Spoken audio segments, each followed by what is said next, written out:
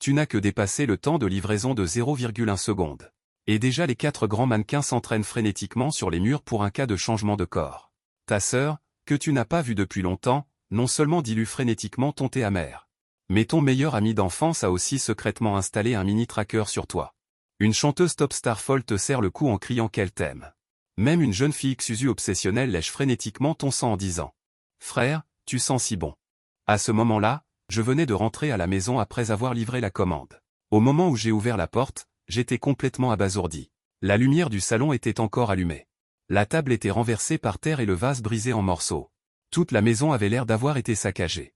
La maison a été dévastée. Tu regardes cette pièce en désordre. Papa, ça va? Tu te dépêches d'ouvrir la porte de la chambre de papa. Des vêtements sont éparpillés sur le sol de la pièce. Les tiroirs de l'armoire ont tous été ouverts. Il y avait une valise à côté du bureau. Tout cela montre que papa est parti avec des affaires. Et très précipitamment. Que se passe-t-il? Il pleut tellement. Qu'est-ce qui prend à papa? Se serait-il attiré des ennuis avec quelqu'un? On est venu nous chercher, hein? Ton cœur se serre. Un mauvais pressentiment te prend soudainement. L'instant d'après, un ding retentit, ton téléphone. Quand les cours reprendront, va seul à Modu. Souviens-toi, à Modu, ne parle de moi à personne. Et ne me contacte pas. C'est très important. Si papa survit ou non, ça dépend de toi. Ne te soucie pas de où je suis allé. Et ne t'inquiète pas pour moi. Quand tout sera fini, nous nous reverrons. Mon fils, vis bien. Ne rentre pas à la maison. Cependant, je suis déjà à la maison. À peine le message envoyé. Un point d'exclamation rouge apparaît dans la conversation. L'autre personne t'a mis sur liste noire. Tu lèves la tête, incrédule. La porte d'entrée est toujours ouverte. Le couloir est plongé dans l'obscurité. Un silence qui donne la chair de poule. Papa a vu que la situation était mauvaise. Il t'a directement vendu. Bien, je me souviendrai de cette dette. Vous vous dirigez vers la porte sans la moindre hésitation. Partons d'abord. Mais juste à ce moment-là. Des pas désordonnés se font entendre dans le couloir. On dirait plus d'une personne.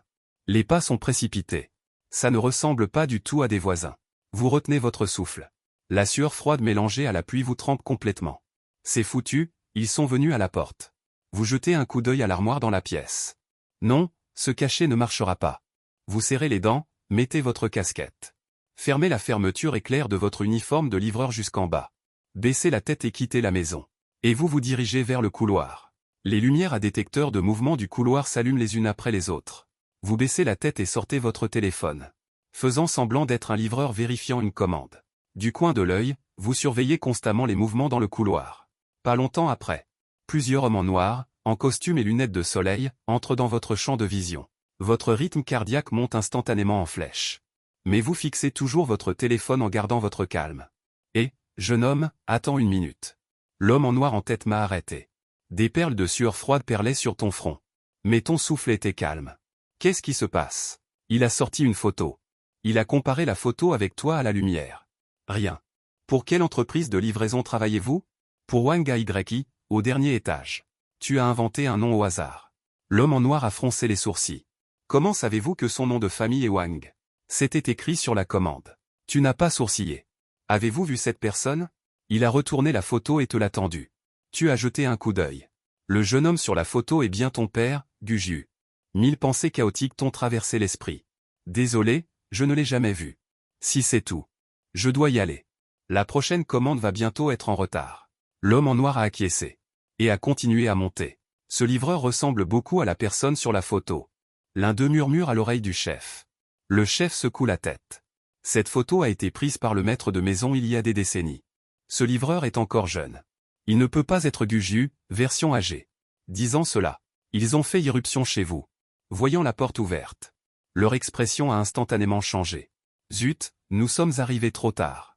Maître Guju a probablement déjà fui avec le jeune maître. Ils ont fouillé la maison de fond en comble. Mais n'ont rien trouvé. À ce moment, une voix de femme paresseuse sort de leurs écouteurs. Alors, l'avez-vous ramené ligoté? Maître de maison. Le maître s'est enfui avec le jeune maître. L'homme en noir parle d'un ton sérieux. Xiaolin. J'ai gagné ce pari cette fois. À l'entrée du quartier résidentiel. Dans une voiture noire banale. Vêtue d'une robe de soirée noire, la femme d'âge moyen sourit d'un air moqueur. Une jeune fille en style Lolita noir est assise à ses côtés. La jeune fille se penche avec impatience à la fenêtre de la voiture. Un brouillard flou obscurcit la vue sur le portail du quartier résidentiel. Dans la nuit. Elle n'a vu qu'une silhouette jaune s'enfuir, sans pouvoir distinguer son visage. Non. Je dois aller chez mon frère. La jeune fille ouvre brusquement la portière et se précipite. Mademoiselle. Il pleut à verse dehors. Le chauffeur se dépêche de la rattraper et d'ouvrir un parapluie. Aïe, aïe, aïe. Xiaolin est encore plus impatiente que moi. La femme reste assise seule dans la voiture. Elle sort de son sac une photo froissée. Guju sur la photo est en train de prendre une douche. Mon chéri, nous avions pourtant dit que je viendrais te retrouver une fois que j'aurai hérité de l'entreprise familiale. Maintenant, plus personne ne peut s'opposer à nous. Pourquoi refuses-tu de me voir? Elle retire son vêtement d'une seule main. Son sourire maladif devient de plus en plus doux. Ce n'est pas grave. Chérie, tu veux jouer à cache-cache avec moi? D'accord. Mais si je te trouve, elle devra graduellement teindre les organes internes de Kong. Il y aura une punition. Mademoiselle. Comment êtes-vous arrivée ici? Guxilin venait d'entrer. Plusieurs hommes en noir la regardaient avec suspicion. Où est la chambre de mon frère? Si je ne me trompe pas, ce doit être cette pièce. Le chef des hommes en noir a désigné la porte verrouillée à côté. Ouvrez. Oui. Un homme en noir recule de 2 pas et ouvre la porte d'un coup de pied. S'il n'y a rien d'autre, allez trouver ma mère d'abord. Oui. Plusieurs hommes en noir se sont retirés docilement. Le chauffeur attend à la porte. Guxilin était seule dans la pièce. Elle a soulevé les coins de sa bouche et s'est jetée directement sur le lit. Guxilin a serré l'oreiller dans ses bras. Il a enfoui son visage, prenant une profonde inspiration. De peur que l'odeur familière de la pièce ne s'échappe. Frère a maintenant cette odeur. C'est différent d'avant? Mais, Xilin aime tellement ça. J'aime tellement mon frère. Les yeux de Guxilin étaient troubles. Elle était complètement ravie. Pourquoi frère ne vient-il pas me voir? Maman a clairement envoyé un message à papa. Nous sommes revenus pour le retrouver.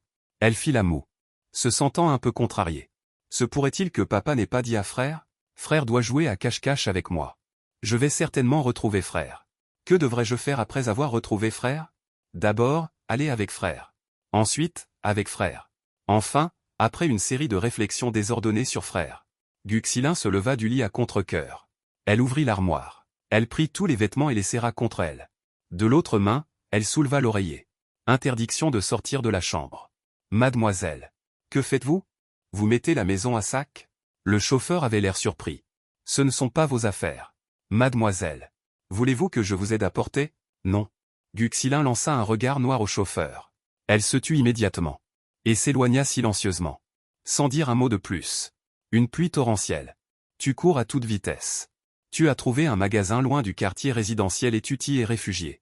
Après avoir confirmé que les hommes en noir ne te suivaient pas, tu as enfin poussé un soupir de soulagement. Le patron te vit trempé jusqu'aux os. Son regard était comme s'il avait vu un fantôme. Il demanda prudemment. Jeune homme. Vous voulez acheter quelque chose?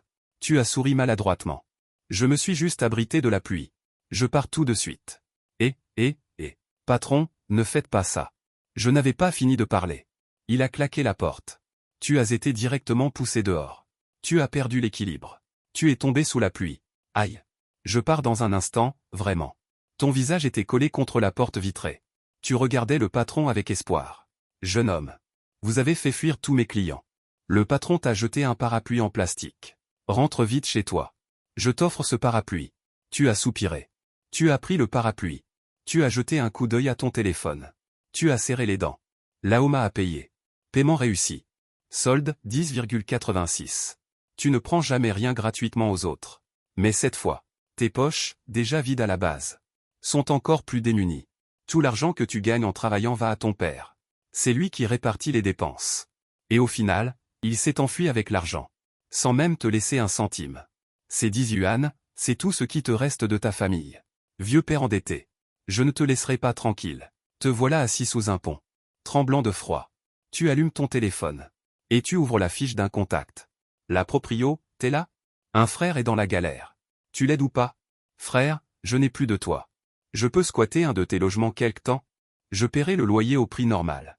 Mais il se peut que je sois en retard sur certains paiements. Je rembourserai ton travail plus tard. Attends-moi. J'arrive tout de suite. Celui qu'on accuse d'être la propriétaire. En réalité, ce n'est pas un propriétaire. C'est ton bon ami Son Wenxi. C'est parce qu'il a plusieurs appartements à son nom. Ses parents ne sont pas à Xuancheng. Il vit de ses revenus locatifs. Alors, c'est son talon d'Achille que je lui ai donné. Bientôt. Une jeune fille aux cheveux blonds descend d'une voiture avec des motifs de piano. Elle tient une couverture rose dans ses bras. Regarde autour d'elle. Te vois assis sous le pont. Accours. Pose la couverture sur toi. Toi, qui n'es pas loin d'être gelé. Enveloppé dans cette couverture. Enfin, tu sens un peu de chaleur. Lève les yeux et croise les yeux de Son Wen-xi. Ses belles lunettes. Tu souris maladroitement. J'ai failli mourir de froid. Je te dois une vie. Dis-moi ce dont tu as besoin à l'avenir. Même l'enfer. Ça suffit. N'en dis pas plus. Il t'interrompt précipitamment. Avec un regard plein de détresse. Te regardant recroquevillé. Il prend ta main. Allons-y. Viens avec moi à la maison. Chez toi, tu es un peu surpris. Tu pensais qu'il t'emmènerait directement à une nouvelle location. Tu resteras chez moi pour ce soir. On cherchera une location demain. Il ne te laisse pas refuser. Et t'entraîne directement dans un taxi. Alors, que se passe-t-il exactement? Il se tourne. Son regard se pose sur toi. Tu voulais juste parler. Mais tu as soudainement trouvé ça inapproprié. Et si ceux qui recherchent papa me repéraient? Impliquer Son Wen-xi serait problématique. Je ne peux pas le laisser en danger. D'autant plus qu'il n'est qu'une jeune fille sans défense. Tu évites son regard. Une excuse inventée à la volée. Nous devons trop d'argent au propriétaire. On nous a mis à la porte ce soir. Son Wen-xi est dupé par ses paroles. Vraiment? Je t'ai demandé depuis longtemps si tu voulais venir chez moi. Pourquoi as-tu refusé? Je ne te ferai même pas payer de loyer. Et tu n'es toujours pas satisfait. Après avoir dit ça, il s'est retourné. Faisant la moue, feignant la mauvaise humeur. Je ne profiterai jamais de mon frère, même si j'en mourrais. C'est ma limite. Tu dis ça avec sérieux. Résultat, ça l'a fait rire. Il m'a frappé en souriant méchamment. Et ma faveur de t'avoir sauvé la vie. Comment comptes-tu me la rendre? Tu as réfléchi un instant. Secouant la tête. Je ne sais pas. Vas-y, demande. Si c'est en mon pouvoir. C'est toi qui l'as dit. Il t'a laissé un regard significatif. Tu n'y as pas réfléchi plus que ça. Un bon ami ne peut pas avoir de mauvaises intentions, n'est-ce pas? Ce n'est rien d'autre que te faire travailler comme un esclave pour lui. C'était comme ça quand je lui ai emprunté de l'argent avant. Tu regardes dehors à travers la vitre de la voiture. Les lumières néons multicolores sont floues dans la pluie. Propriétaire. Je vous envie vraiment, les riches. Tu ne peux pas t'empêcher de soupirer. Pas besoin de regarder l'expression des autres. Pas besoin de s'inquiéter de savoir quoi manger à la fin du mois. Comment dit-on déjà? Ta vie, mon rêve. Une voix lente vient d'à côté. Certaines personnes ont clairement l'opportunité de vivre cette vie, mais ne savent pas comment la saisir. Tu te retournes, te pointant du doigt. Si tu me reparles, arrête de plaisanter. À part gagner à la loterie, je ne vois pas comment ma famille pourrait avoir une chance de se relever.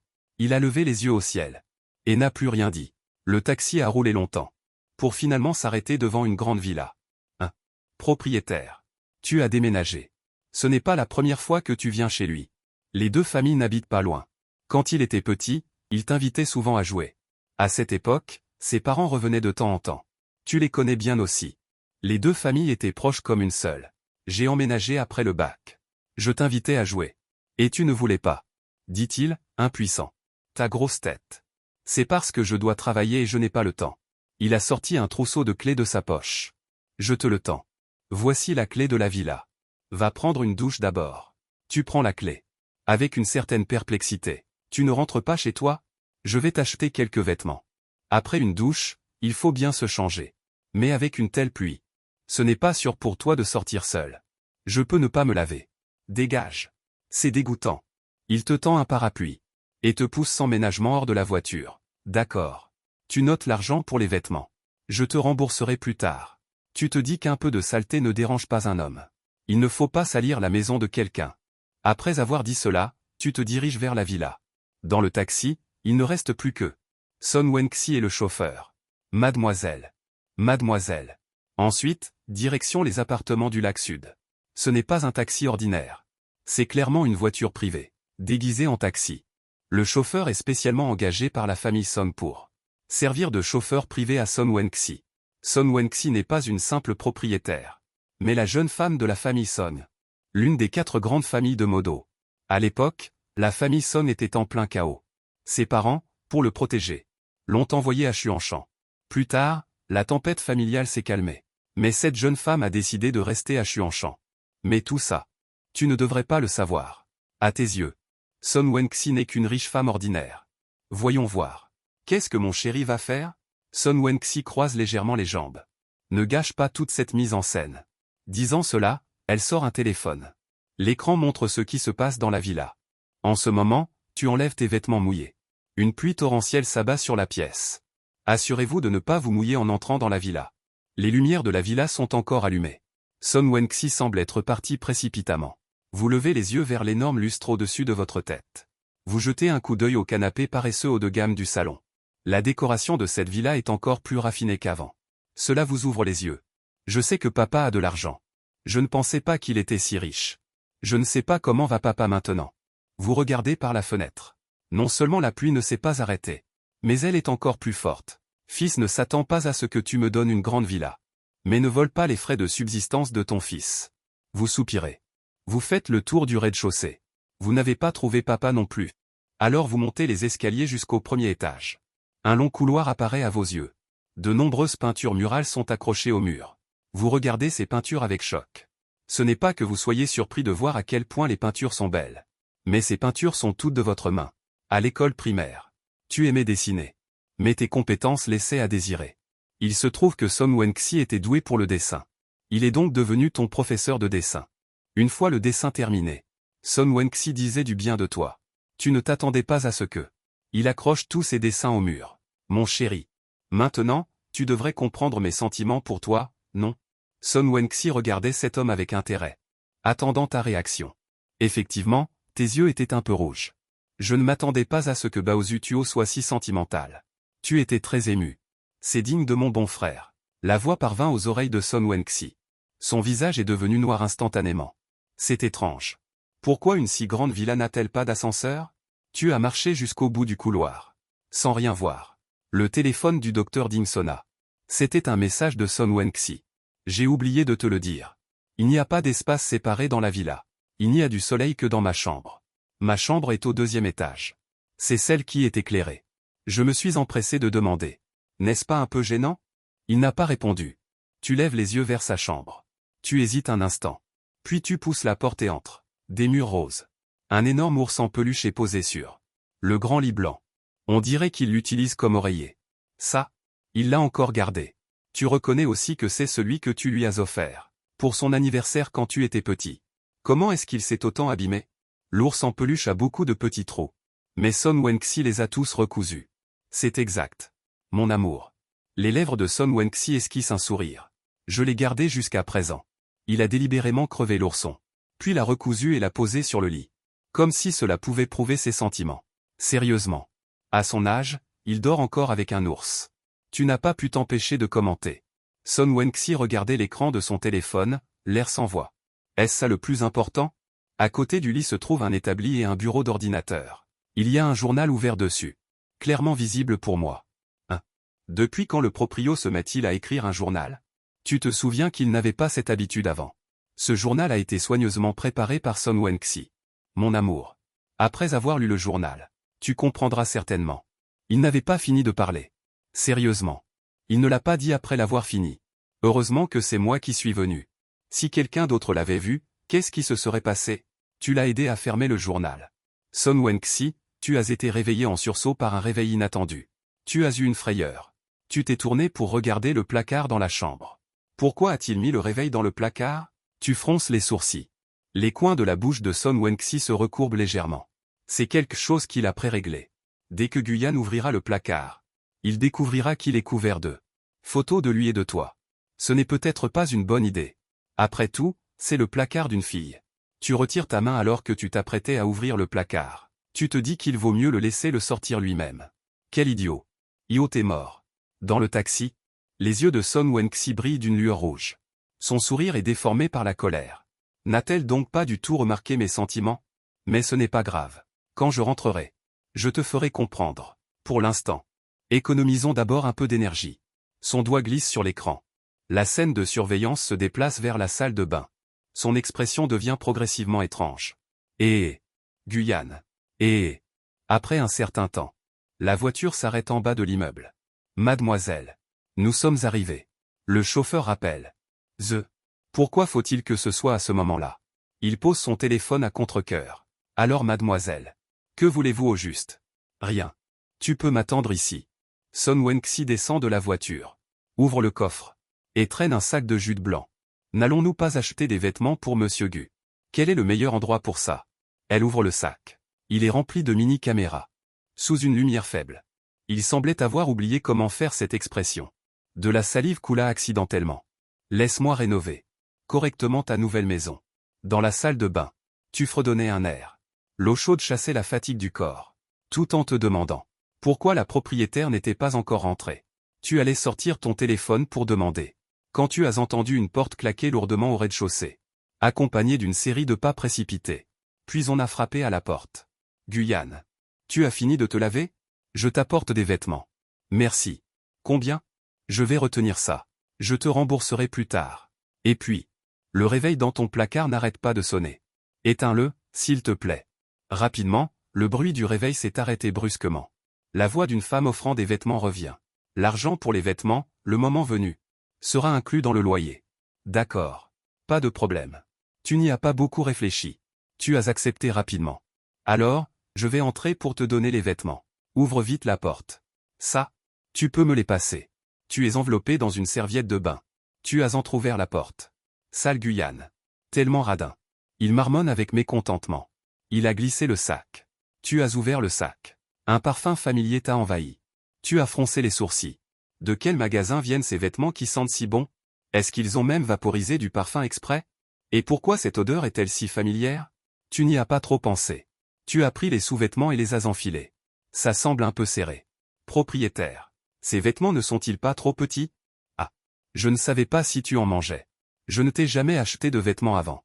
Sa voix semblait un peu lésée. D'accord. Un site touristique, soit. Tu as encore fouillé dans le sac. Regardant le gros bonhomme avec des motifs roses de dessins animés dans sa main. Il est tombé dans la contemplation. Propriétaire. Je ne m'attendais pas à ce que tu m'achètes ça. Dépêche-toi de le mettre. Si tu boudes encore, je ne te parlerai plus. Il a interrompu avec honte et indignation. Merci frère. Hors tour.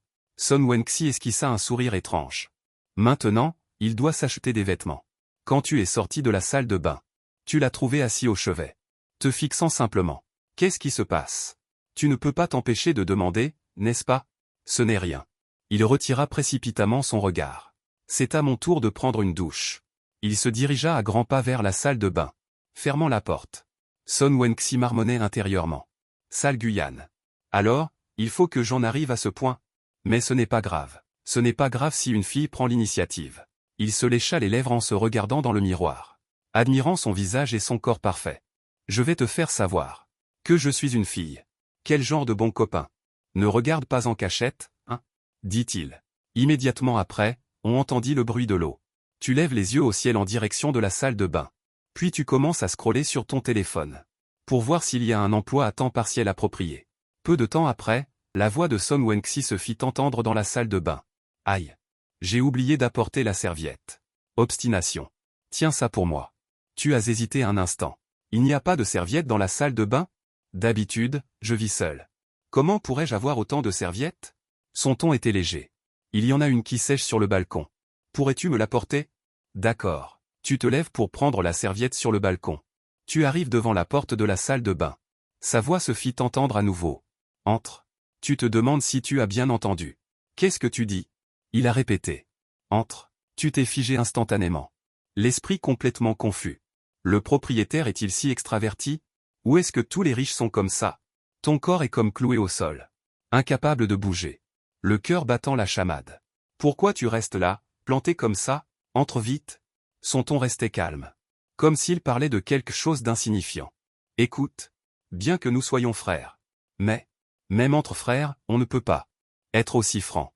Tu essaies de parler sérieusement. Pourquoi? Son Wenxi a dit en plaisantant avec un sourire.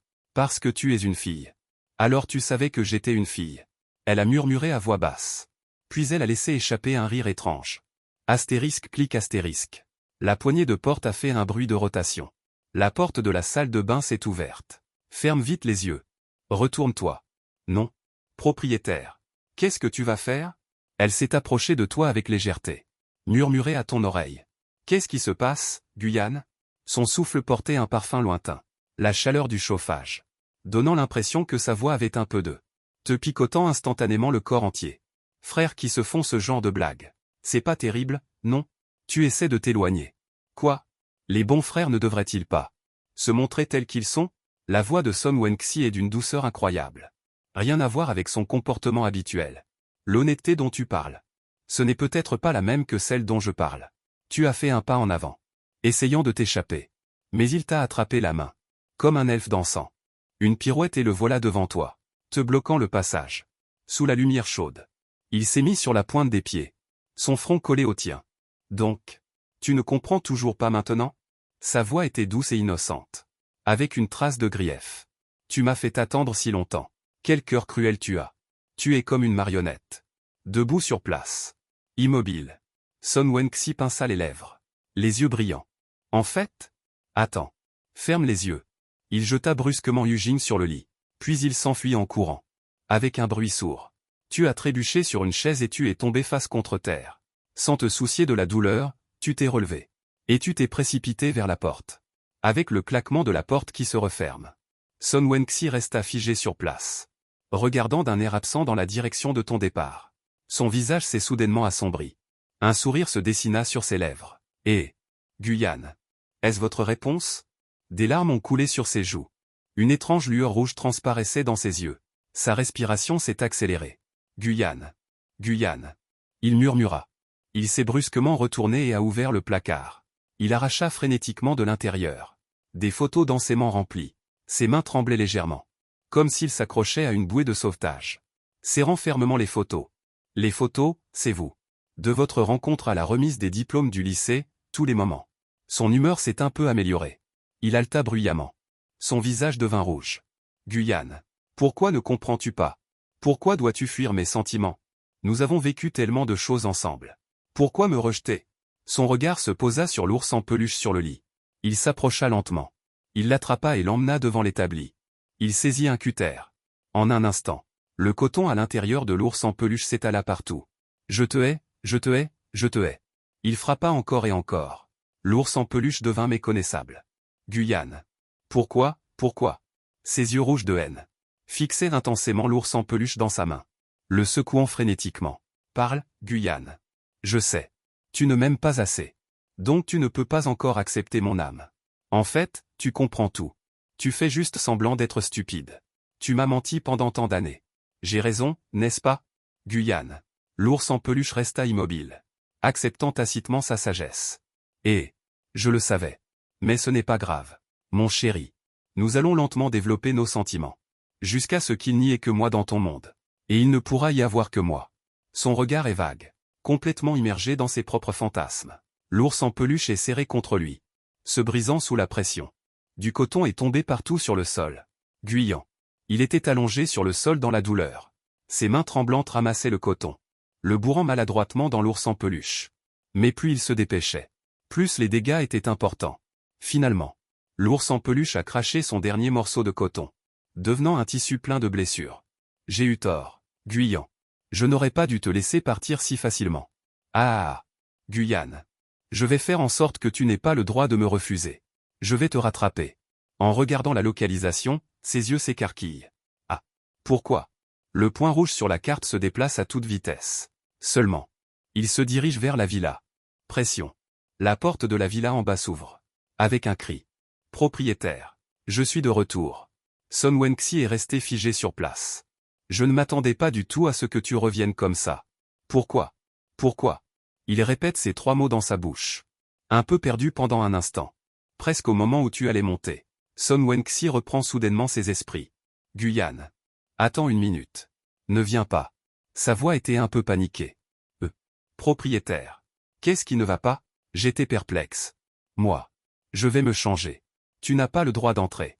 Il nettoyait précipitamment le coton sur le sol. Ne m'as-tu pas dit d'entrer directement dans la salle de bain tout à l'heure? Tu es fou? Dégénéré. J'étais enveloppé dans une serviette de bain à ce moment-là. Il répondait tout en rangeant. Ne m'as-tu pas demandé de t'apporter une serviette de bain? J'étais encore plus perplexe. J'ai besoin de 2 serviettes de bain pour me sécher. Ce n'est pas possible? Son ton était un peu paniqué. Ouf. Propriétaire, tu m'as fait peur. Frère, j'ai failli ne plus être pur. D'accord. Dépêche-toi. J'ai poussé un soupir de soulagement. Son Wenxi a nettoyé le sol à la hâte. Fourrant en vrac le coton et les morceaux de tissu. Dans l'armoire. Puis il s'est rapidement glissé dans le lit. Et a enfoui sa tête dans l'oreiller. De peur que tu ne vois ses larmes. Ça suffit. Entre vite, alors. Tu as poussé la porte de la chambre, tenant un sac à la main. Et tu t'es assis au bord du lit. Guyant. Que fais-tu de retour? Sa tête était toujours enfouie dans l'oreiller, murmurant doucement. Pourquoi ne pourrais-je pas revenir? Tu avais l'air perplexe. Pourquoi es-tu revenu? Tu as pitié de moi? Il était toujours allongé, serrant les dents, n'osant pas te regarder en face. En entendant cela, tu t'es encore plus mis en colère. Une seule fois. Tu n'étais pas habillé à ce moment-là. Tu es venu vers moi. Et tu as collé ta tête contre mon front.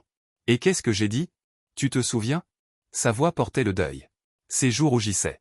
Ah, je n'en ai absolument aucun souvenir. N'avais-tu pas de la fièvre? Je suis sorti pour t'acheter des médicaments. Tu as levé le sac que tu tenais. Il se fait tard. Si j'y vais plus tard, les pharmacies vont toutes fermer. À présent, Son Wen-Xi était un peu paniqué. Le silence s'installa dans la pièce. Après un moment, il s'est retourné. Ses grands yeux étaient remplis de surprise. Oubliant son rêve en larmes. Elle te regarde avec des yeux larmoyants. J'ai de la fièvre? Oh là là, pourquoi pleures-tu? Ça fait mal? Tu es un peu désemparé. Le regardant avec une expression de détresse. Son Wen-Xi n'a pas réagi.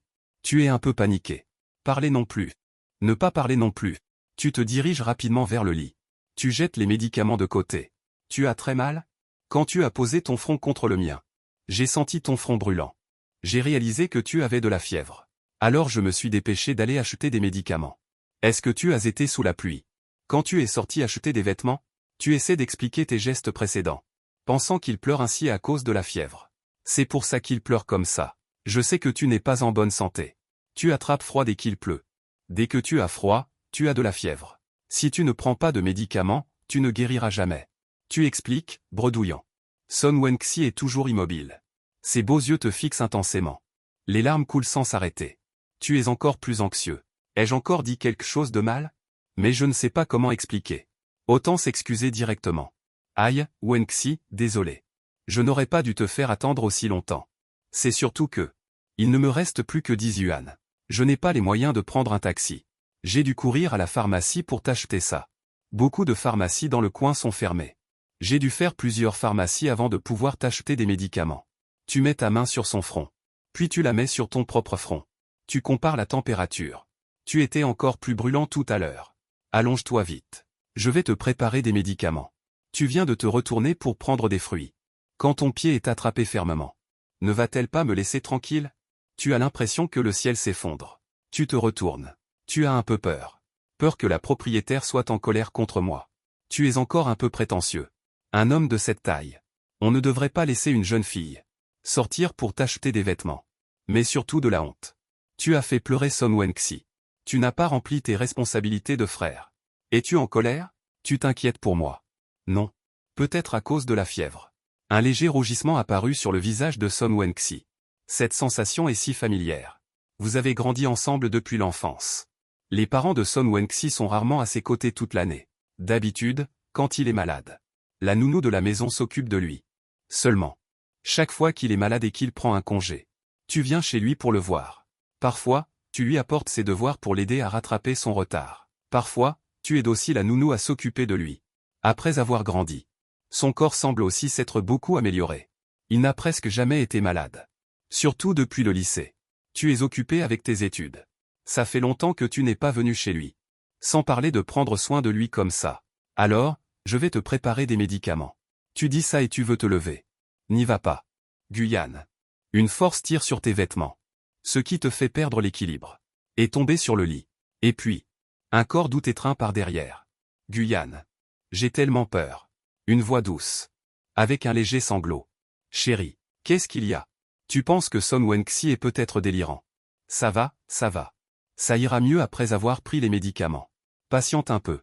Tu as doucement repoussé Son Wen-Xi derrière toi. Mais il est collé comme un sparadrap. S'accrocher à toi. Ça suffit, ça suffit. Tu n'es plus un enfant. Si tu es malade, repose-toi bien. Ton ton doux semble stimuler les nerfs de Son Wen-Xi. Serre désespérément ta taille. Plus doucement. Propriétaire.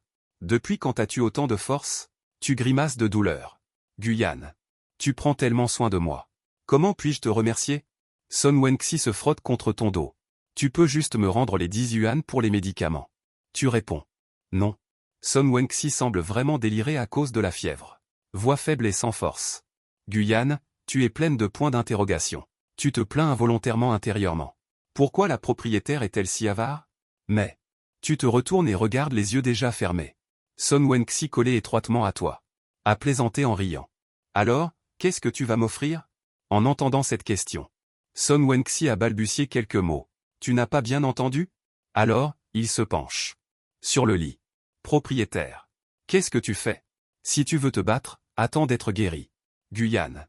Son Wenxi plisse légèrement les yeux. Des cœurs flottent dans ses pupilles rose pêche. Tu veux essayer, hein? Moi, à 39 degrés. À ce moment, tu le regardes avec confusion. Cette fille est vraiment brûlée. Elle ne sait même pas ce qu'elle dit. En regardant son air confus. Son joli petit visage est encore rouge. Tu n'as pas pu t'empêcher de pincer. Mon cousin est plutôt mignon. Sage. Guyane. La voix de Son Wenxi s'affaiblissait de plus en plus. Peu de temps après, sa respiration s'est calmée. On dirait qu'il s'est endormi. Ses mains n'étaient toujours pas sages. Tantôt comme caresser un chat. Tantôt comme toucher la tête d'un enfant. Tu as laissé échapper un rire étouffé. Donc, à ses yeux, tu n'es qu'un insecte. Ou un gamin. Je ne m'attendais pas à ce que la propriétaire ait aussi l'habitude de parler en dormant.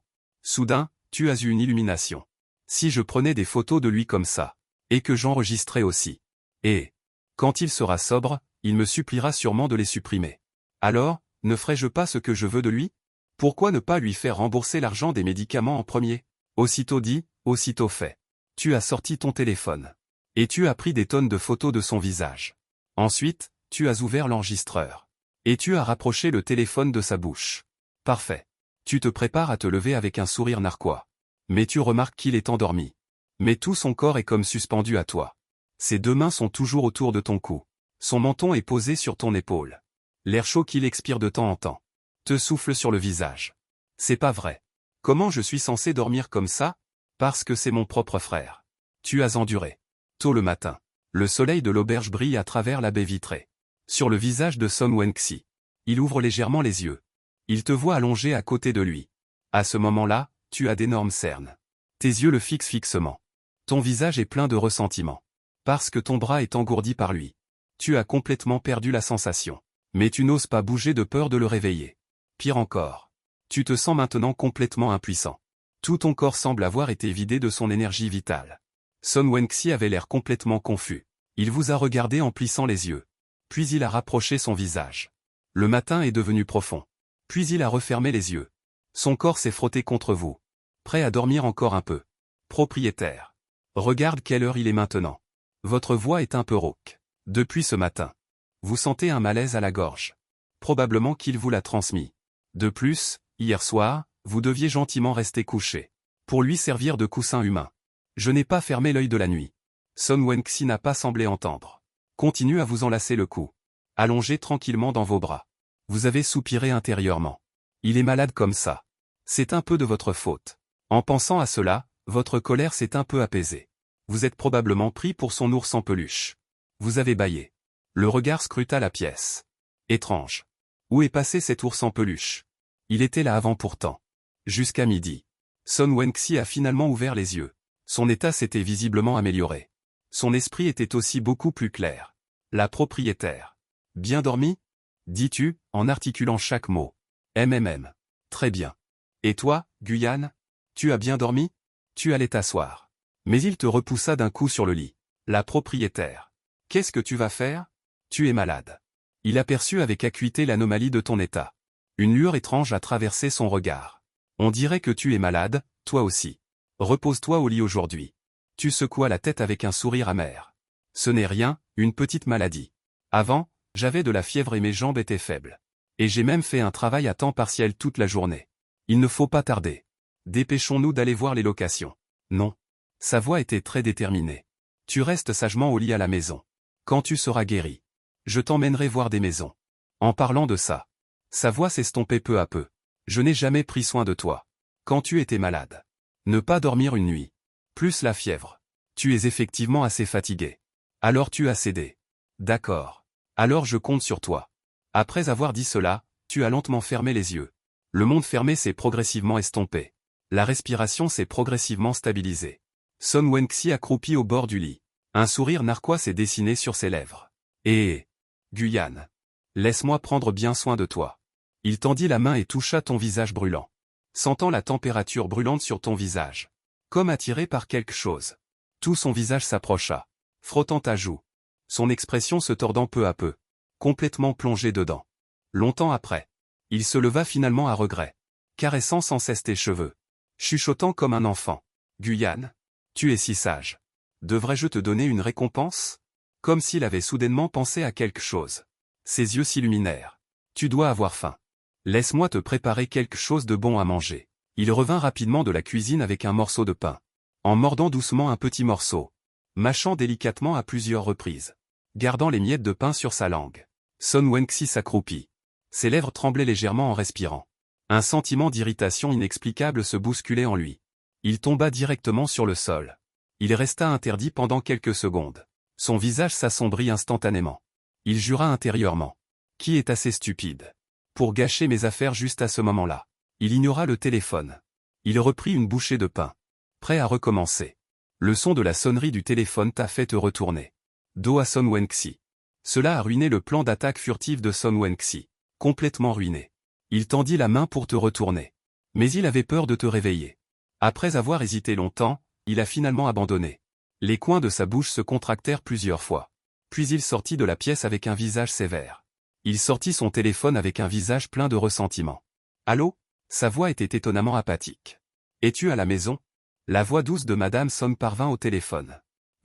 Il répondit d'une voix faible. Qu'est-ce qui se passe, Wenxi? Tu ne te sens pas bien? Ou as-tu des problèmes? Non. Il y eut un moment de silence au téléphone. La voix de Monsieur Son se fit soudain entendre. Se pourrait-il que Guyane t'ait intimidé? Pas du tout. Il fit la moue. Murmurant doucement. Guyane est le meilleur avec moi. Bien que sa voix soit très basse. Monsieur et Madame Son ont tout entendu clairement. Madame Son ne put s'empêcher de rire. Tu es avec Guyane en ce moment, n'est-ce pas? Son Wenxi ne s'attendait pas à ce qu'on devine ses pensées. Son visage devint instantanément rouge comme une tomate. Il est dans ma chambre. Il ose venir chez toi. Attends que je le voie. Je vais le... À quoi penses-tu?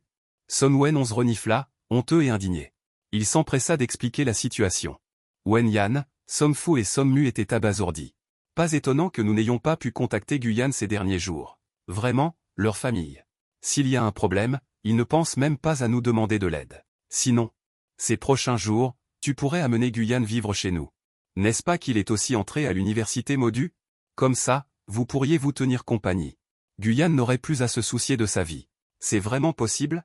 La voix de Son Wenonz était teintée d'une pointe de joie. Regarde. Son Mu jeta un coup d'œil en souriant à Son Fu, qui était à côté, avec une expression sombre. Il n'était même pas énergique tout à l'heure. Les gens tiennent à leur fierté. Il est impossible qu'ils viennent vivre chez nous gratuitement. De plus, s'ils savaient ma véritable identité, j'ai bien peur qu'ils n'agissent plus comme ça avec moi. Son Wenonz le savait bien. Si je te laissais savoir qu'il est en fait une demoiselle. J'ai bien peur que les deux. Cela créera certainement une couche supplémentaire de distance. Oh là là. Vous deux, vous me donnez vraiment du fil à retordre. Guyane est vraiment. Il est bon en tout. Mais en tant que personne, il est comme un morceau de bois. La mère Som secoua la tête, impuissante. Ton identité finira par être dévoilée. Tu ne peux pas tout le temps, devant lui. Faire semblant, n'est-ce pas? Pas pour l'instant, en tout cas. Son Wenxi serra les dents. Parfois, il a vraiment envie de t'ouvrir le crâne. Pour voir s'il est vraiment rempli de bois. Je continuerai à le cacher. Jusqu'à ce que votre relation soit établie. Et ensuite, je te dirai la vérité. Et si on faisait comme ça? J'achète une villa près de l'université de Modu. Tu dis que tu veux faire de la colocation avec lui. Tu lui demandes un loyer symbolique. Il ne devrait pas s'en rendre compte. Ton identité pourra aussi être cachée. Qu'en penses-tu? Les yeux de Son Wenxi s'illuminèrent. Le coin de sa bouche se souleva légèrement. Bien, faisons ainsi. Je ne suis pas d'accord. Personne frappe la table en Arctique. Vivre ensemble, un homme et une femme seuls. Qui sait ce que ce gamin pourrait faire? Mère Som roule des yeux. Nous ne sommes pas aussi à Modu? Si vraiment ça ne va pas. Viens manger tous les jours. Pour rassurer ton vieux père. Il hésita. Son sourire était lourd de sens. Il dit, Guyane, tu le connais bien, ce garçon. Il est très honnête. S'il arrive quelque chose, ramène-le de force comme gendre. Il ne pourra même pas s'enfuir. De quoi parlez-vous? Son Wenxi gonfla les joues, feignant la colère. Comment pouvez-vous piéger votre fille de cette façon? Mais le coin de sa bouche se releva inconsciemment. Wenxi. Et si tu allais à Modu demain? Viens plus tôt. Cela éviterait aussi que Guyane ne souffre à l'extérieur. La mère de Son a finalement dit avec un sourire significatif. Alors, je ne vous dérange pas. Amusez-vous bien. A raccroché le téléphone. Plus Son Wen y pensait, plus il était excité. Son esprit avait déjà commencé à planifier. Comment ils mangeraient ensemble. Les images d'aller à l'école ensemble. Il n'a pas du tout remarqué. L'expression sur son visage était déjà hors de contrôle. Quand il est revenu à lui, il a rapidement essuyé la salive au coin de sa bouche. Il y avait encore un peu de regret dans son cœur. Quel dommage. Malheureusement, il ne peut pas être utilisé sous la caméra du logement loué. Effectivement. Tu ouvres les yeux. Et tu te retrouves dans une petite pièce noire délabrée. Tout est sombre autour de toi. Tes mains et tes pieds sont fermement attachés à une chaise en bois branlante. Plus tu te débats, plus les cordes se serrent. Comme frappé par un sortilège. Un rayon de soleil traverse le ventilateur d'extraction en rotation. Et frappe ton visage. Une ombre bienveillante glisse doucement sur tes traits. Comme la caresse tendre d'une main venue des abysses.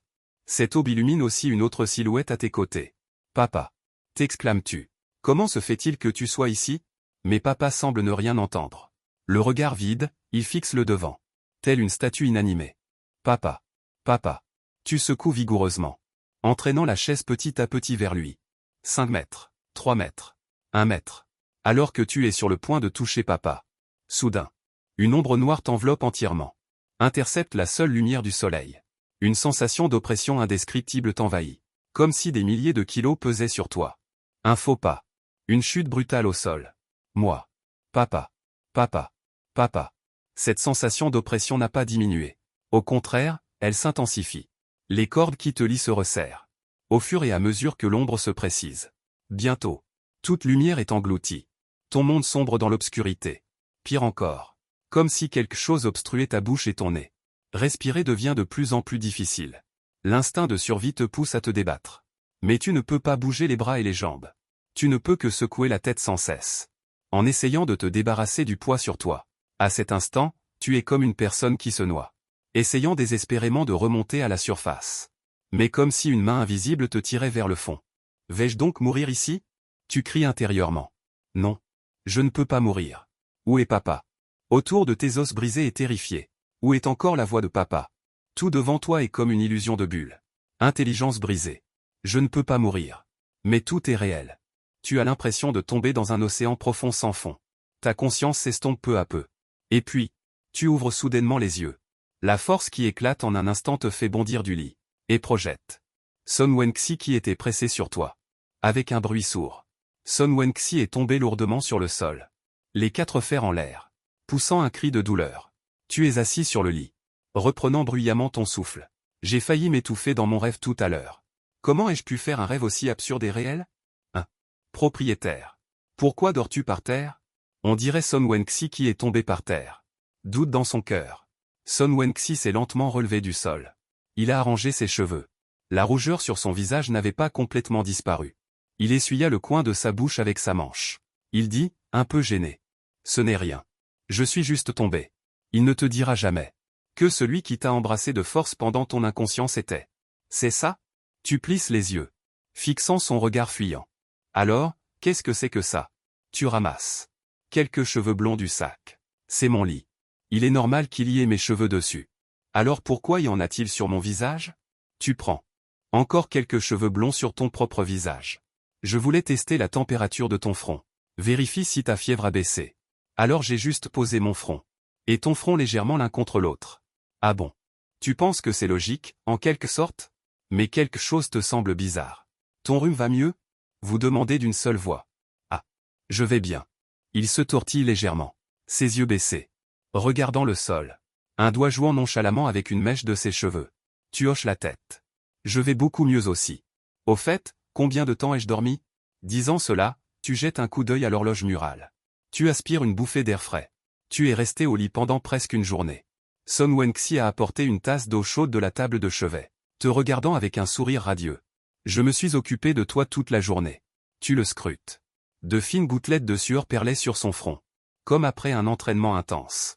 Il doit être épuisé comme ça pour prendre soin de moi. Tu prends l'eau chaude. Un peu de chagrin. Ensuite. Il a commencé à parler de sa collaboration avec moi pour le logement. Tu n'as pas trop réfléchi. Hochement de tête. C'est bien ainsi. Vivre avec un bon ami. S'entraider. De plus, vous avez été admis dans la même université. Aller et revenir de l'école ensemble tous les jours est aussi bien. Tant que tu ne restes pas dans la même pièce que Son Wen-Xi. Alors, c'est décidé? Nous partons demain. Il voit que tu n'as pas refusé. Excité au point de presque sauter. Seulement. Que faire ce soir? Tu demandes. J'ai oublié de te le dire? Dans cette villa, seule ma chambre est une chambre. Alors, tu ne peux que dormir ici. Vous le regardez avec suspicion. Fronçant les sourcils. Et tu n'as toujours pas de fièvre. Je dois prendre soin de toi. Ce soir. Ne peux-tu que te contenter de rester dans cette chambre pour la nuit? D'accord. Vous avez trouvé une couverture et l'avez étalée sur le sol. Prêt à dormir seul par terre. Son Wen-Xi observe tes actions. Un sourire narquois se dessine au coin de ses lèvres. Xiaoyanzi. C'est si triste de dormir seul. Mademoiselle vous permet de partager le lit avec moi. Vous roulez des yeux. Si tu me tourmentes encore une nuit, je ne pourrai plus me lever demain. La maison que tu as dit louer. C'est une villa. Arrivé à la porte. Vous regardez bouche bée la villa de 3 étages devant vous. Oui. Il hoche la tête. C'est près de l'école. 10 minutes suffisent pour y arriver. Je vois ton inquiétude. Il s'est empressé d'expliquer. Ne t'inquiète pas pour le loyer. C'est la maison d'un ami de mes parents. Elle était vide et personne ne la louait. Quand ils ont su qu'on allait y habiter, ils nous ont fait un prix très bas. Ton loyer m'aide beaucoup. J'économise la moitié du loyer. Après t'avoir écouté, le fardeau dans ton cœur s'est allégé. Tu as suivi Son Wen-Xi dans la villa. Dès que Son Wen-Xi est entré, il s'est jeté sur le canapé en se plaignant. Je suis épuisé. Il était allongé sur le canapé, ses jambes bougeant encore nerveusement. Il a jeté ses chaussures n'importe comment. Elles ont failli toucher la télé. Fatigué? Tu regardes tes mains, pleines de ses bagages. Le coin de tes lèvres a tressailli. Propriétaire, ne sois pas paresseux. Lève-toi vite. Va ranger les bagages. Non. C'est bon, tu peux juste ranger pour moi. Ta chambre. Tu ne pourrais pas la ranger toi-même? Un sourire narquois se dessine sur tes lèvres. Tes mains se dirigent vers ses points faibles. Tu te lèves ou pas? Tu te lèves ou pas? Tu attaques habilement ses côtes. Non, pardon, j'ai tort. Le rire de Son Wen-Xi, frère. Implore à plusieurs reprises. Je vais ranger ma chambre moi-même. Tu l'aides à porter ses bagages jusqu'à la porte de la chambre. Tu dis quelque chose. Range ta chambre d'abord. Je sors un moment. Je ne reviendrai peut-être pas ce soir. Il est si tard. Où vas-tu encore aller? Il est un peu réticent. Tu soupires profondément. Chercher un travail à temps partiel. Si j'ai de la chance. Je pourrais gagner de l'argent ce soir. Chérie. Comment pourrais-je supporter de te laisser aller travailler? Tout en parlant, il a passé un coup de téléphone. Après avoir raccroché, il ouvrit un compartiment secret dans la valise. Et sortit la boîte de la caméra. Il se dirigea vers la pièce d'à côté. Chérie. Voyant à quel point je suis bon avec toi. Tu pourrais me donner une récompense, n'est-ce pas? Bien sûr. Mon frère vit dans une telle villa. Roule en moto tous les soirs. Pour te ramener devant la porte de la villa. Exactement. J'ai passé toute la nuit à chercher un emploi à temps partiel. Mais par un heureux hasard. J'ai rencontré Sir Tang que je n'avais pas vu depuis longtemps. La fille du frère de papa. Dans ta mémoire. Sir Tang est venue après avoir obtenu son diplôme universitaire. Pour se battre seule. Je ne la voyais que pendant le Nouvel An chinois. Quand tu étais petit, elle te brutalisait souvent. Bien que tu sois fort et robuste. Mais cette suppression de la lignée vous fait perdre à plusieurs reprises dans votre lutte contre elle. Alors tu lui as donné le titre de démon. Elle est sur le point de te dire au revoir. Tu as regardé l'heure et tu l'as retenue. Ma sœur. Il est tard, ce n'est pas sûr. Pourquoi ne passes-tu pas la nuit dans ma chambre? Tu dors sous le lit. Je peux dormir par terre. Guting a bâillé et a agité la main. D'accord. Mais tu devrais dormir là où tu devrais dormir. Je peux me contenter du canapé. Après avoir dit cela, elle a traîné son corps fatigué. Avec toi dans l'immeuble. La propriétaire devrait dormir maintenant, non? Tu fermes doucement la porte. Tu montes les escaliers à pas légers. Soudain, une voix légèrement cajoleuse est venue du 2e étage. Pourquoi es-tu rentré si tard? Son Wen-Xi portait un pyjama ourson. Sortant sa tête avec des yeux endormis. Sœur Guting. Elle a vu Guting en un instant. Ses yeux se sont illuminés. Puis un sourire éclatant a fleuri. Wen-Xi. Comment ça se fait que tu habites avec ce gamin? Nous avons été admis à la même université. Alors? Son Wen-Xi balbutia, rougissant. Guting a soulevé les coins de sa bouche de manière significative. Elle avait compris les pensées de cette fille depuis longtemps. Elle est soudainement devenue énergique. Alors, quelle est votre relation maintenant? Quelle relation? Tu as bâillé et levé les yeux au ciel. Sœur, va te coucher vite. Demain, je chercherai du travail avec toi. Et toi? Propriétaire. Pourquoi tu ne dors pas si tard? Tu crois que je ne vais pas rapporter à ta tante? Son Wenxi a directement pris ton bras. Elle t'attend. En disant cela, elle est allée dans sa chambre. Propriétaire. Qu'est-ce que tu fais? Je suis épuisé. Lâche-moi tout de suite. Non. J'ai peur du noir et je n'arrive pas à dormir. Son Wen a pris une apparence pitoyable. Elle t'a pris le bras en gémissant. Fais semblant. Continue de faire semblant. Tu lui as jeté un regard noir. Son Wen cligna des yeux vers Guting. Guting a compris. Et s'est immédiatement faufilé dans ta chambre. Ma sœur a soudainement envie de dormir. Après avoir dit cela, elle a claqué la porte à clé. Sœur, tu as réalisé que quelque chose n'allait pas. Oh là là. Guting doit être fatigué aussi. Pourquoi ne pas la laisser se reposer? Une lueur rusée a brillé dans les yeux de Son Wen. Elle a fermé la porte de sa propre chambre. Je suis vaincu par vous deux. Tu t'es résigné à t'allonger sur la chaise dans sa chambre. Elle t'a regardé avec un sourire. Comment s'est passée ta recherche de travail à temps partiel aujourd'hui? Pensant à ce qui s'est passé ce soir. Je ne peux m'empêcher de soupirer. Rien à faire. Demain, il faudra essayer d'aller plus loin. Tu racontes en détail la série d'événements bizarres d'aujourd'hui. En entendant cela, Son Wenxi fronce les sourcils. Le sourire sur son visage disparaît peu à peu. Elle t'écoute te plaindre sans cesse. En baissant la tête. Je ne sais pas à quoi elle pense. Une demi-heure plus tard. Tu finis par succomber à cette détresse. Et tu t'endors directement sur ce siège. Mon chéri. Enfin endormi. J'ai tellement hâte. Son Wenxi lève la tête. Un sourire significatif se dessine au coin de ses lèvres. Son Wenxi te met au lit. Dors bien. Je viendrai te rejoindre plus tard. Maintenant? Je vais d'abord m'occuper de ces salauds qui t'ont fait du mal. Elle te couvre de la couette. Sort son téléphone et passe un appel. Zézé. Comment se fait-il que ces deux-là ne fassent aucun bruit? Guting était allongé contre le mur dans la pièce d'à côté. Écoutant aux portes. C'est vraiment ennuyeux. Guting soupira, impuissant. Dans son cœur, toi et Son Wenxi. Vous étiez censés être un couple parfait depuis l'enfance. En tant que fan de CP chevronné. Il doit en faire plus pour les réunir. Non. Je dois aller voir ce qu'ils font. Je ne m'attendais pas à tomber sur ça. Guting a immédiatement senti son sang bouillir. Il avait déjà oublié sa somnolence. Il se dirigea sur la pointe des pieds vers la porte de la chambre de Son Wenxi. La lumière de la pièce filtrait à travers la fissure de la porte. Les rendez-vous ne se font-ils pas dans le noir? Il était en train de s'ennuyer. Quand soudain, une voix froide se fit entendre. À partir de demain, je ne veux plus entendre parler de la famille Aïe à Modu. Et amenez-moi le jeune maître Aïe. J'ai mes propres plans. Quoi? C'est la voix de Wenxi. Comment est-ce soudainement devenu si dominateur? Guting écarquilla les yeux. Cette voix et le Son Wenxi dans sa mémoire sont complètement différents. Il y a une sorte de majesté inexplicable. Son cerveau tourne à toute vitesse. Attends. La famille Son. Les 4 grandes familles. Une vérité prend forme dans son esprit. Petit frère, tu as pêché un vrai gros poisson. À partir de maintenant, je vais te suivre. Je n'aurai plus à me soucier de manger et de boire.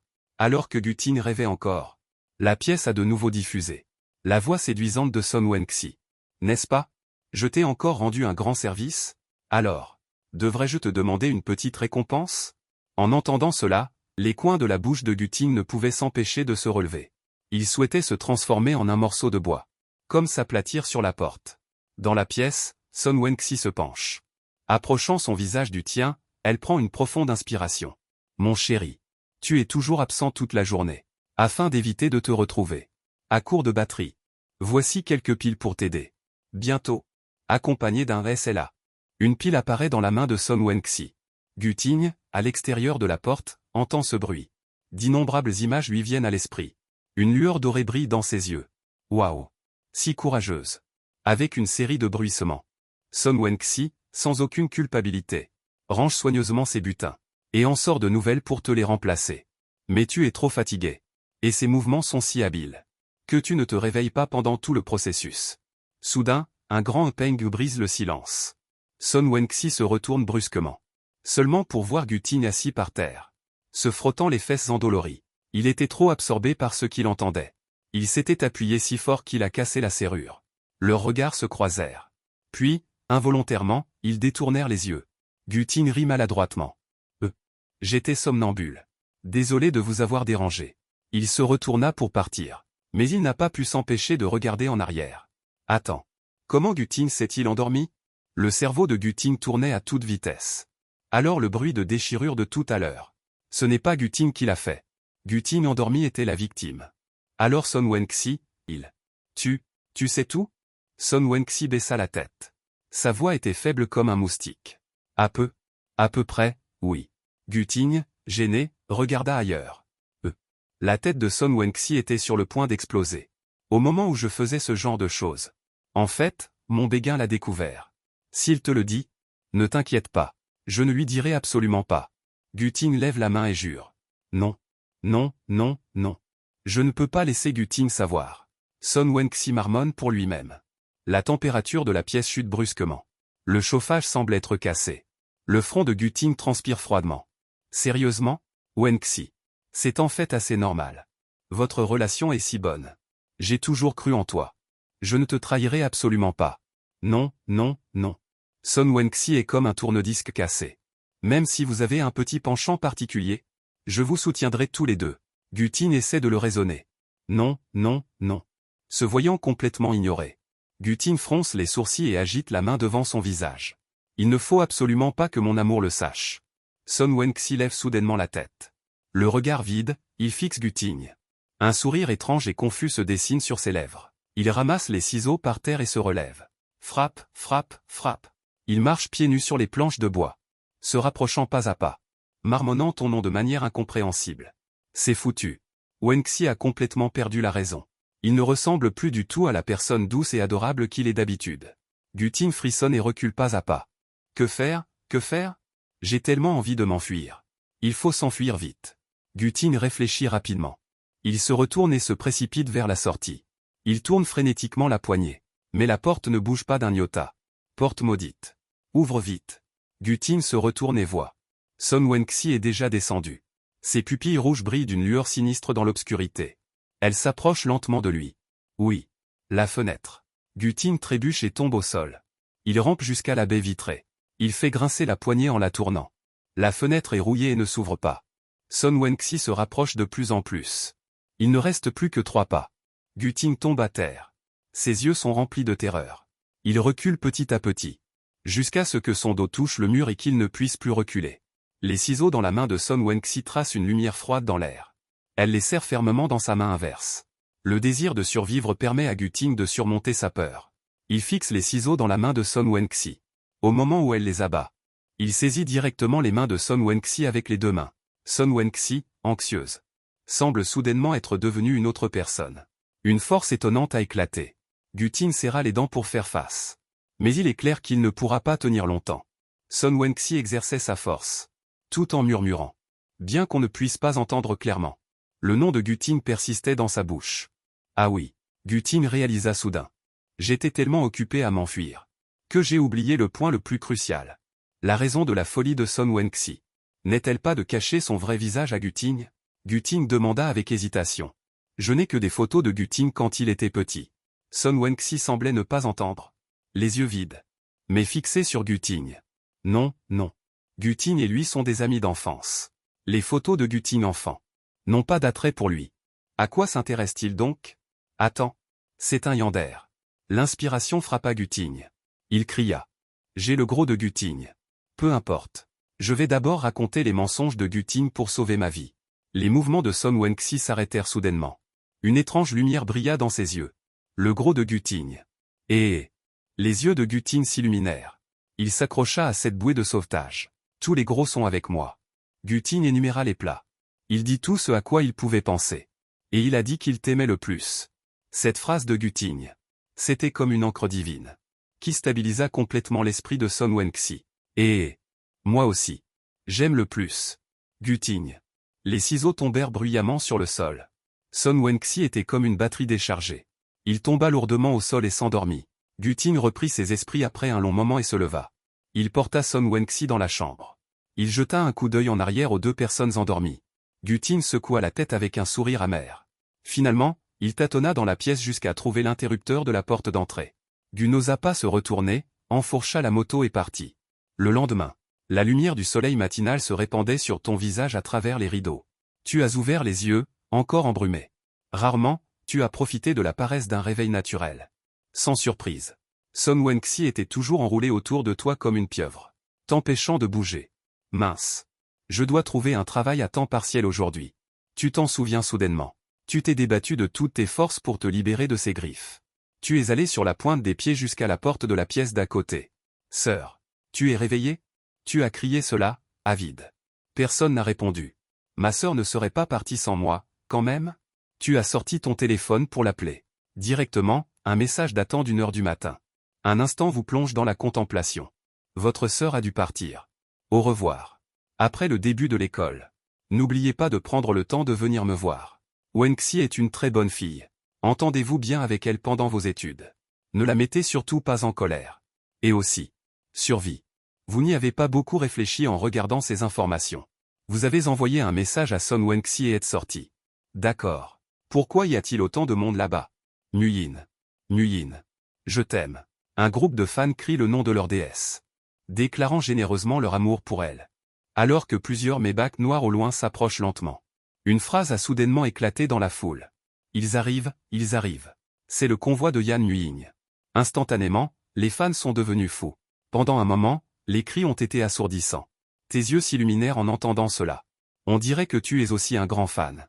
Je ne m'attendais pas à trouver un emploi à temps partiel par hasard aujourd'hui. Je l'ai rencontré en train de visiter les lieux. Tu t'es empressé de la rejoindre. Dans l'espoir de voir Yan Nguyen de tes propres yeux. Une caravane de voitures s'arrêta autour du théâtre central. Au moment où la porte de la voiture fut ouverte par la sécurité, Yan Nguyen fut momentanément stupéfaite. Elle était déjà assez impressionnante sur les photos. Je ne m'attendais pas à ce que la personne réelle soit encore plus incroyable que les photos.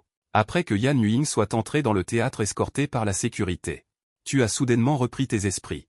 Zut, comment ai-je pu oublier de prendre des photos? Alors qu'une idée folle te traversait l'esprit. Tu as fait le tour du théâtre et observé pendant une semaine. Puis tu t'es arrêté près d'un mur d'enceinte. Parfait, il n'y a pas de sécurité ici. Tu as reculé de quelques pas, te préparant à courir et à escalader le mur. Yan Nguyen. J'arrive. Juste à ce moment. Une fille s'est soudainement fait entendre derrière toi. Tu as mauvaise conscience. Tu as été tellement effrayé que tu as eu un frisson. Le pied gauche a trébuché sur le pied droit. Une chute directe, le visage dans la boue. Tu vas bien? Elle t'a aidé à te relever avec empressement. Tu as distingué la personne.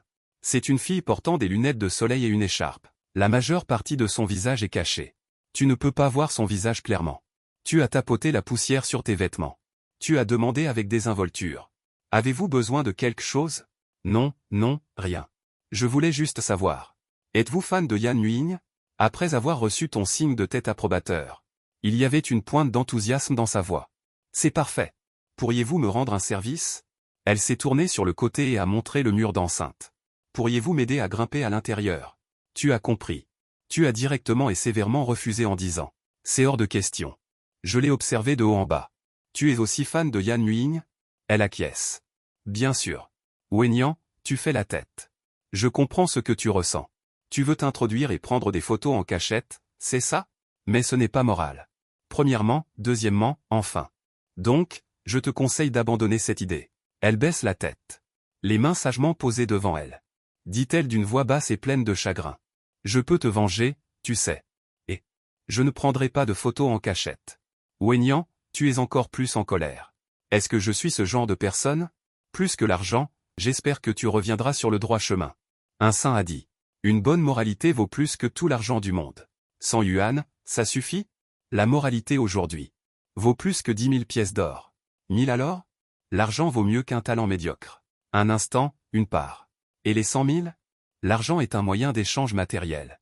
Limité et éphémère. Seule la bonne moralité compte. Attends, cache-toi bien. Elle s'est recroquevillée contre toi. Non, ce n'est pas suffisant. Je peux encore. Tu lui as jeté un coup d'œil. Et tu as dit d'un ton grave. Souviens-toi, que cela ne se reproduise plus. En disant cela, tu t'es déjà approché du mur et tu t'es penché. Allez, monte. Le visage de la fille est instantanément devenu rouge. Elle était timide et hésitante. Mademoiselle, dépêchez-vous. Ce serait embarrassant si quelqu'un nous voyait. Tu as insisté. Elle s'est approchée de toi avec tristesse. T'as serré l'épaule. Puis s'est légèrement penchée. Ses bras ont entouré ton cou. Accroche-toi bien. Tu lui as rappelé en te relevant lentement. Avec ton mouvement. La fillette sur ses épaules laissait échapper des cris. Attirant les passants. Qui jetaient des regards curieux. Tu fermes les yeux, désespéré. Pour ces 100 000 yuan. Tu as vraiment tout risqué. Finalement, après bien des efforts, vous avez tous les deux franchi le mur avec succès. En pensant à ces 100 000 yuan, tu ne peux t'empêcher de sourire. Laisse tes bulles vertes transformer la récompense en. En disant cela, la jeune fille sort son téléphone. Mais la seconde suivante, elle fixe le message de vérification sur son téléphone. Et sombre dans le silence. Tu es abasourdi en voyant ça. L'avatar et le pseudo sont bien les tiens. Mais l'alerte encadrée en rouge en dessous te fait aussi sombrer dans le silence. Échec de l'envoi de la demande d'amis. L'autre personne vous a mis sur liste noire. Mais, est-ce que je la connais? C'est bizarre. Tu n'en as aucun souvenir? Tu as tourné autour d'elle. On se connaît d'avant? Et une réponse t'est venue rapidement. Bien sûr, cette personne est un démarcheur. Voyons, toi. Ta famille est si riche. Pourquoi insister pour faire du démarchage? C'est beaucoup d'efforts pour peu de résultats. Tu commences un flot de paroles. Une leçon de morale. Elle reste silencieuse. Se contente de te regarder fixement. Soudain, deux légères larmes glissent sous ses lunettes de soleil. En voyant ça, tu paniques un peu. Je suis désolé. Je vais te retirer de ma liste noire. Et tu l'ajoutes même activement. Ce que j'ai dit tout à l'heure. Ne le prends pas mal. En fait, j'ai aussi fait du démarchage. C'est vraiment difficile. Qui aurait cru qu'elle pleurerait encore plus fort? Des sanglots saccadés se font entendre dans les écouteurs. Face à cela, tu fermes les yeux désespérément. Il a serré les dents et a dit. Cette fois, c'est ma faute. Dis-moi d'arrêter. Après avoir dit ça, tu t'es retourné pour partir. Mais elle a agrippé fermement le coin de ton vêtement. Sa voix de pleurs est arrivée. Tu ne veux toujours pas me pardonner? Tu te retournes. J'ai entrevu la moitié de son visage couvert de larmes. Je t'ai enfin trouvé. Sais-tu combien de temps je t'ai cherché? Depuis l'école primaire. J'ai toujours voulu te voir de mes propres yeux. Après avoir dit ça, elle a ouvert les bras pour t'embrasser. Tu as reculé brusquement pour créer une distance entre vous. Cette vente est trop agressive. Te surveiller depuis l'école primaire jusqu'à maintenant. Rien que d'y penser, ça donne la chair de poule. Tu as fouillé dans ta poche. Tu as souri maladroitement. Je suis sorti aujourd'hui pour chercher du travail. Je n'ai vraiment pas d'argent maintenant. Me suivre ne fera que te ralentir. Les joues de la fille rougirent légèrement. Elle renifla doucement. Ça n'a pas d'importance. Je te suivrai toute ma vie. Considère qu'elle divague. Si vous n'avez plus besoin de moi, je vais y aller. Amusez-vous bien. Je vous souhaite d'être heureux. Qui aurait cru qu'elle agripperait ton bras et ne le lâcherait plus? Non, non. Si tu pars, tu dois m'emmener avec toi. Tu es pris de panique. Voilà qu'elle s'accroche à toi. Alors, profitant de son moment d'égarement, tu retires brusquement ta main. D'un bond athlétique, tu escalades le mur. Et tu t'enfuis sans te retourner. La jeune fille a été laissée sur place. Elle est restée hébétée un instant. La rougeur sur son visage s'intensifiait. Mais les larmes coulaient à flot, comme si elles ne coûtaient rien. Non, non. Nguying a enfin réussi à le retrouver. Elle ne peut plus le laisser partir. Nguying, tu peux le faire. Attrape-le. Et ensuite. Elle marmonne comme une incantation. Les coins de ses lèvres se tordent lentement en un sourire diabolique. Je ne te laisserai pas disparaître à nouveau de mon monde. Tu cours tout en baissant la tête. Tu supprimes et bloques les amis de ta famille. Confirmation faite. Satisfait, tu ranges ton téléphone dans ta poche. L'instant d'après, tu te cognes contre un poteau électrique. Tu vois des étoiles. Tu couvres ton front ensanglanté. Contraint, tu t'assois sur les marches en pierre au bord de la route pour te reposer. Tu te dis qu'elle ne pourra jamais te rattraper. Tu es blessé. Que s'est-il passé? Une voix douce flotte avec le vent froid. Mêlé à un léger parfum de lys. Ça va. Je ne regardais pas où j'allais. Je me suis cogné. Réponds-tu, étourdi. Ah bon? Laisse Muyin te soigner. Avec un bruit de tissu déchiré. Une paire de petites mains douces se tendent dans ton dos jusqu'à ton visage. Des bandages enroulés en spirale. Tu fermes les yeux confortablement. Merci infiniment. Tu partages le même nom que ma chanteuse préférée. Alors, tu aimes beaucoup Yan Muyin? Sa voix trembla soudainement légèrement. Alors, il y a des questions que je ne comprends pas bien. Elle se penche et s'approche de ton oreille. Alors, pourquoi t'enfuis-tu? Tes pupilles se contractent violemment. Tu tournes la tête pour regarder la personne qui arrive. La jeune fille arbore un léger sourire aux lèvres. Fixant ton visage longuement. Ses lunettes de soleil masquent son regard. Mais rendent ce visage, qui devrait être délicat et adorable. Mais apparaît déformé et étrange. Ton cœur rate soudainement un battement. Pas à cause de son harcèlement incessant.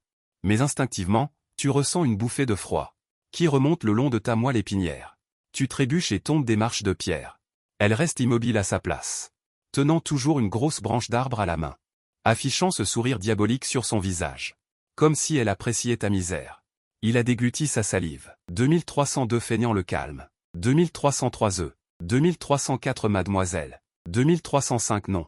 2306 grande sœur. 2307 je me suis trompé. 2308 vous vendez quoi? 2309 de l'assurance? 2310 pas de problème, j'achète. 2311 j'en achète une autre pour mon père. 2312 si c'est un cours en ligne. 2313 ce serait encore mieux. 2314 mes amis et leur famille s'ennuient justement. 2315 ça les occupera. 2316 tant que vous me laissez partir. 2317 j'achète. 2318 j'achète, d'accord? 2319 et comme ça? 2320 la jeune fille se redresse. 2321 un doigt effleurant ses lèvres. 2322 l'autre main soutenant sa joue.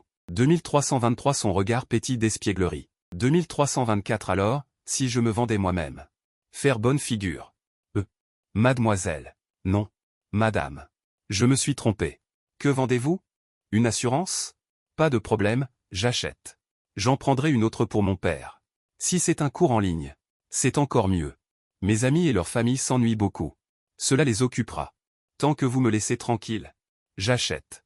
Je vais acheter, d'accord? Comme ça? La fille se redresse. Doigt tapotant légèrement les lèvres. L'autre main soutenait sa joue. Un regard espiègle brillait dans ses yeux. Alors, je vais me vendre. D'accord? Elle se tortillait maladroitement. Sa voix était faible, comme une supplique. Tu as hésité un instant. Ton cerveau s'est bloqué instantanément. Attends. Tu dis vendre quoi? Moi-même, bien sûr. Vraiment. Pourquoi dois-tu me le faire répéter 2 fois? Sa voix devenait de plus en plus faible. Ses joues rougissaient. Je t'ai fait attendre longtemps? En disant cela, elle s'étrangla presque. Emmène Nguyen. Peu importe ce que tu fais à Nguyen. Ce que tu veux. Nguyen acceptera. Elle s'est dirigée vers toi en titubant. Enfouissant son visage dans tes bras. Et tout ce que je veux. C'est que tu aies seulement la moitié de l'amour que j'ai pour toi. Voyant que tu ne réagissais pas. Son regard s'est assombri. Sa voix était si basse qu'elle était presque inaudible. Nguyen est-elle trop gourmande? Ce tiers suffira. Un 5e. Un 10e. Juste un petit peu. Un peu d'amour suffira. Attends une minute. Laisse-moi réfléchir. Tu as un vrai bazar dans la tête. Quelle est la situation actuelle? Ce n'était pas du démarchage? Comment se fait-il qu'elle me parle soudainement d'amour maintenant? Je suis allé jusqu'ici. Le jour où tu m'as bloqué. Je t'ai quand même retrouvé. J'ai utilisé toutes mes ressources. Sans même connaître ton nom. Elle leva brusquement la tête. Ses yeux scintillaient. Elle pleurait en souriant. Si tu n'étais pas là. Celui qui écoutait les encouragements de mon frère tous les jours. Je n'en serais pas là aujourd'hui. Je peux me donner à toi. Et toi? Tu ne veux même pas me donner un peu d'amour? Elle pressa ses mains avec force contre sa poitrine. Ses ongles s'enfonçaient profondément. Comme si elle voulait arracher son cœur. Soudain. Sa main, en forme de griffe, fonça violemment. Sur ta poitrine. Te tirant vers le haut.